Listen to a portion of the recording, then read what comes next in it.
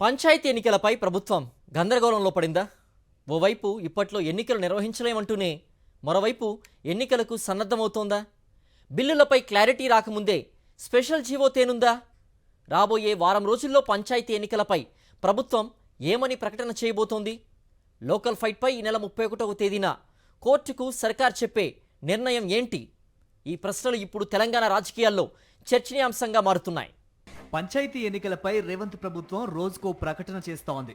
2-3 రోజుల క్రితం మీడియాతో చిట్చాట్గా మాట్లాడిన సీఎం రేవంత్ రెడ్డి ఈ నెల 30వ తేదీలోగా ఎన్నికల ప్రక్రియ మొదలు పెట్టడం అసాధ్యమని అన్నారు.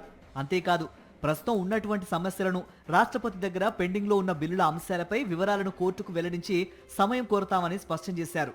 ఆయన మీడియాతో చిట్చాట్గా మాట్లాడి 2-3 రోజులు కాకముందే రాష్ట్రంలో కీలకమైనటువంటి పరిణామాలు చోటు చేసుకుంటున్నాయి.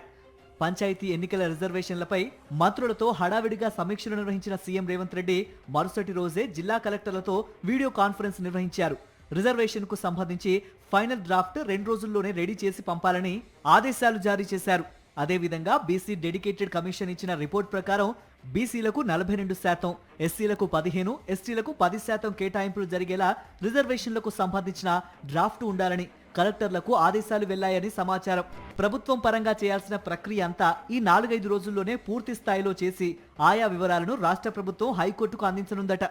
రాష్ట్రపతి దగ్గర పెండింగ్ ఉన్నటువంటి బిల్లుల అంశాలను తెలియజేసి తదుపరి నిర్ణయాన్ని కోర్టునే కోరబోతున్నారని సమాచారం. పంచాయతీ ఎన్నికల నిర్వహణపై సెప్టెంబర్ 30వ తేదీలోపు ప్రక్రియ పూర్తి చేయాలని ఇప్పటికే కోర్టు ఆదేశాలు జారీ చేసిన సంగతి తెలిసిందే. ఈ నేపథ్యంలో ప్రభుత్వ తాజా ప్రక్రియపై న్యాయ వ్యవస్థ ఎలా స్పందిస్తుందనేది ఆసక్తికరంగా మారింది. టెక్నికల్ అంశాలను బేరీజు వేసుకుంటే స్పెషల్ జీవో విడుదల చేసి పంచాయతీ ఎలక్షన్స్కి వెళ్లడానికి రాష్ట్ర ప్రభుత్వానికి అవకాశం ఉందని అధికారులు చెబుతున్నారు. అయితే స్పెషల్ జీవో గవర్నర్ నిర్ణయంపై ఆధారపడి ఉందని మరొక వాదనను వినిపిస్తున్నారు.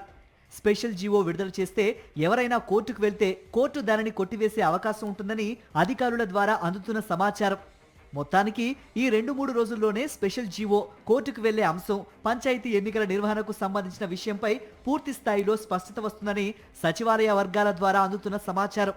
తొలుత ఎంపీటీసీ, జెడ్పీటీసీ ఎన్నికల తర్వాత 2-3 వారాలకు గ్రామ పంచాయతీ ఎన్నికలుంటాయని అంటున్నారు.